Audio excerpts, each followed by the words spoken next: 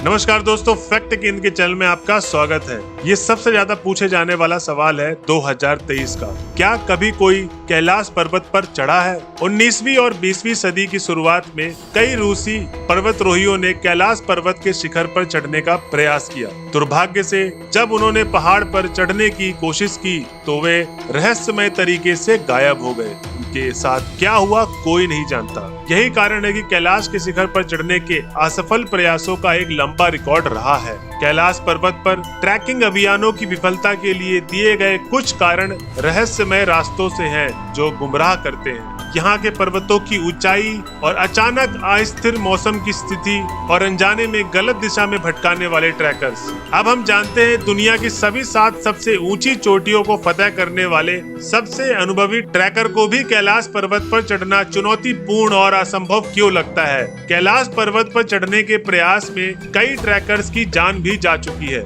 आपको इससे जुड़ी असल जिंदगी की एक दिलचस्प कहानी बताने वाला हूँ। कुछ साल पहले कैलाश पर्वत पर चढ़ने की कोशिश करने वाले कुछ लोगों की रहस्यमयी मौतों से दुनिया में तूफान ला दिया था। हुआ यूं था कि वैज्ञानिकों का एक दल कैलाश पर्वत की चोटी पर चढ़ने के लिए संकल्प लिया।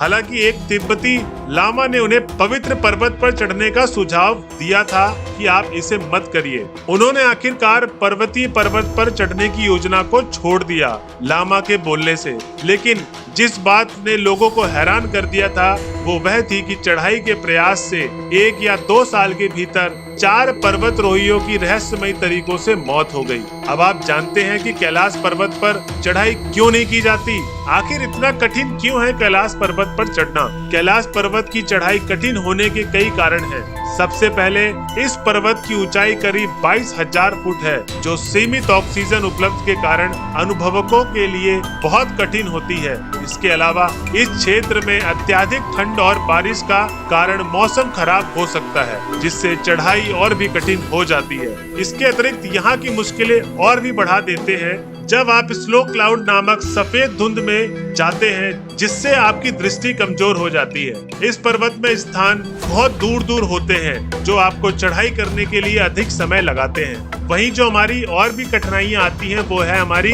विभिन्न संस्कृति और धार्मिक पाबंदियां जो कैलाश पर्वत के चारों ओर बनी है। यहाँ धार्मिक स्थल होने के कारण कुछ लोग को इस पर्वत की चढ़ाई करना मना है। इसलिए कैलाश पर्वत की चढ़ाई बहुत कठिन होती है और इसे चढ़ने से पहले आपको अपनी तैयारी पूरी करनी होगी। आपको शारीरिक रूप से मजबूत होना होगा ताकि आप चढ़ाई के दौरान अपने आप को बचा सके। साथ ही साथ आपको संतुलित खान पान का ध्यान रखना होगा और अपने अभ्यास को सुधारना होगा। इसके अलावा आपको अच्छे तरीके से अध्ययन करना होगा कि कैलाश पर्वत की चढ़ाई से संबंधित क्या क्या सभी जानकारी है जो आपको पता होनी चाहिए। वहीं बात करें हम लोगों को जो बताया गया है, जो हम लोगों को पता है, जो आप लोगों ने कहीं न कहीं सुना होगा या देखा होगा, और आज भी यूट्यूब में बहुत सारी वीडियो है कि मिलारेपा ने ही कैलाश पर्वत की चढ़ाई की थी। बट मैं बताना चाहता हूँ कि मिलारेपा ने कैलाश पर्वत की चढ़ाई नहीं की। मिलारेपा तिब्बती बौद्ध धर्म गुरु हैं जो ध्यान और तपस्या के लिए जाने जाते थे। उन्होंने अपने जीवन में कई पर्वतों की चढ़ाई की थी, लेकिन कैलाश पर्वत पर उन्होंने चढ़ाई नहीं की। कैलाश पर्वत बौद्ध धर्म के लिए महत्वपूर्ण स्थान है और इसे चढ़ना या उसके आसपास भी कुछ भी करना वैदिक और बौद्ध धर्म शास्त्रों में वर्णित नहीं है। अगर ऐसा मिलारेपा ने किया होता तो बौद्ध धर्मों के धर्म शास्त्र और वैदिक पुराणों में जरूर इसका उल्लेख आता। मिलारेपा के जीवन पर कई जीवनी लिखी गई है, लेकिन मैं आपको उनमें से कुछ जीवनियों के बारे में बता सकता हूँ जिनमें मिलारेपा के कैलाश पर्वत की चढ़ाई के बारे में कोई जिक्र नहीं आता। वहीं हम पहली जीवनी की बात करें, द लाइफ ऑफ मिलारेपा। इनके जो राइटर है तांगसांग ग्यों हेरू का एक प्रसिद्ध जीवनी है जो तिब्बती में लिखी गई है। इसमें मिलारेपा के जीवन में कई पहलू विस्तार से बताए गए हैं, लेकिन कैलाश पर्वत की चढ़ाई के बारे में इसमें कुछ भी नहीं लिखा गया है। वहीं जो हमारी दूसरी बुक है द 100,000 सॉन्ग ऑफ मिलारेपा, और ये भी वही राइटर ने लिखा है, तांगसांग ग्यों ने। यह एक प्रसिद्ध जीवनी है जो मिलारेपा के दोहे और गीतों को संकलन करती है।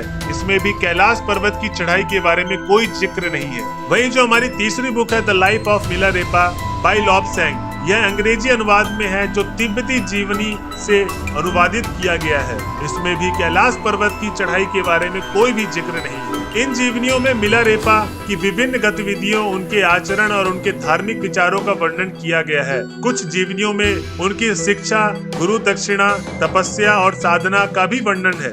मिलारेपा एक महान बौद्ध सिद्ध थे जो उनके जीवन के अंतिम दिनों तक अपने शिष्यों के धर्म के उच्चतम तत्वों का उपदेश देते रहे। तो दोस्तों, आज की वीडियो आपको कैसी लगी हमें कमेंट बॉक्स में जरूर बताएं। ये फैक्ट जो मैं आपके लिए लेकर आया हूँ बहुत ही ज्यादा अलग है और फैक्टों से। और आज की वीडियो के लिए बस इतना ही दोस्तों, धन्यवाद।